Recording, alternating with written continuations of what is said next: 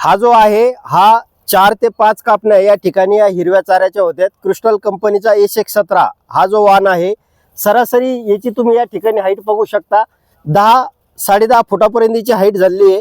आणि याचे या ठिकाणी जे बियाणं आहे म्हणजे याला पण एका झाडापासून जवळजवळ 7 ते 8 फुटवे आहेत। म्हणजे या ठिकाणी एकदम असं हायटेड आणि पानं चांगले असल्यामुळं याची पहिली जी कापणी आहे ती 50 दिवसामध्ये पहिली कापणी केल्यानंतर ही दुसरी कापणी आहे। म्हणजे दुसऱ्या कापणीला पण पहा, या ठिकाणी फुटवा या ठिकाणी बघू शकतो 8 ते 10 फुटवे या ठिकाणी आहेत। आणि दुसरी कापणी तुम्ही 40-45 दिवसांनी परत दुसरी कापणी करू शकता। त्याच्यानंतर परत तिसरी कापणी 40-45 दिवसांनी आणि परत चौथी कापणी 40-45 दिवसांनी।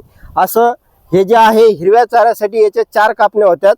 तर ज्यांच्या घरी गायी आहेत, दुधाळ जनावर आहे किंवा शेरडा आहेत, तर शेरडासाठी पण हे अतिशय चवदार चारा आहे।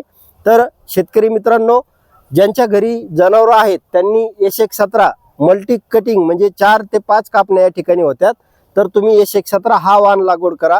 म्हणजे जे क्रिस्टलचं जे बियाणं आहे आतापर्यंत आपण जे पाहिलं हे सर्व उत्पादन देणारं आणि शेतकऱ्यांना जास्त नफा आणि जास्त उत्पादन भेटणारे प्रत्येक वाण आहे। तर शेतकरी मित्रांनो, क्रिस्टल कंपनीचा मका, बाजरी, गहू, त्याच्यानंतर हिरवा चारा हे पिकं तुम्ही आवर्जून तुमच्या शेतामध्ये लावा आणि याचा अनुभव घ्या।